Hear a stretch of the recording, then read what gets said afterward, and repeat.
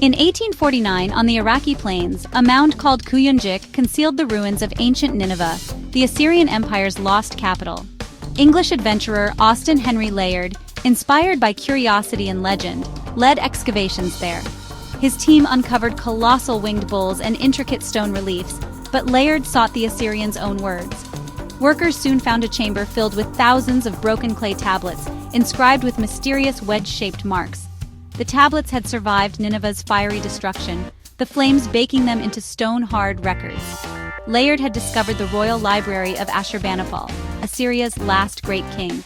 This find would reshape our understanding of the ancient world. The story of Nineveh was no longer legend, it was history, written in clay. King Ashurbanipal, who ruled in the 7th century BC, was not just a conqueror, he was a scholar. Unlike most monarchs, he could read and write, and dreamed of gathering all the world's wisdom. He sent scribes across Mesopotamia to collect and copy important texts, history, science, religion, and literature. His library was the world's first systematically organized collection, sorted by subject and meticulously catalogued. When Nineveh fell, invading armies burned the city, but the fire baked the clay tablets, preserving them. The library was buried, its knowledge hidden for centuries. The tablets survived, waiting for rediscovery. Ashurbanipal's legacy endures, not just as a king, but as the world's first great librarian. His library connected the past to the present, bridging millennia. The tablets were inscribed in cuneiform, one of humanity's oldest scripts, pressed into clay with a reed stylus. Most were written in Akkadian, the ancient Near East's lingua franca. For centuries, cuneiform was a mystery, until 19th century scholars began to decipher it, aided by the vast trove from Nineveh. The tablets covered every aspect of life: royal chronicles, legal contracts, letters, and administrative records. They offered a direct window into Assyrian politics, society, and daily affairs. The library also held scientific texts, medical treatises, astronomical observations, and lists of omens. These works revealed a culture deeply invested in understanding and influencing their world.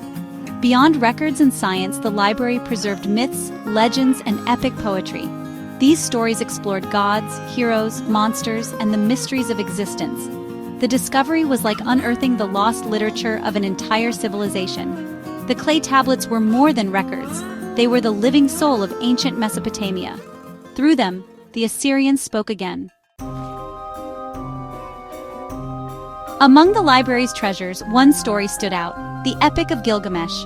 This ancient masterpiece follows Gilgamesh, king of Uruk, and his wild companion Enkidu, as they battle monsters and defy the gods. After Enkidu's death, Gilgamesh's grief drives him to seek immortality. His journey leads him to Utnapishtim, survivor of a great flood sent by the gods. Utnapishtim's tale mirrors the biblical story of Noah, a divine warning, a massive boat, a world-destroying flood, and the sending of birds to find dry land. In 1872, scholar George Smith pieced together the flood story from the tablets and was stunned by its parallels to Genesis. The discovery sent shockwaves through the scholarly and religious worlds. Here was a flood narrative, written 1,000 years before the Bible, preserved in clay. The Epic of Gilgamesh became a bridge between ancient myth and modern faith. It revealed how stories travel and transform across cultures and centuries. The tablets showed that the roots of our oldest tales run deep.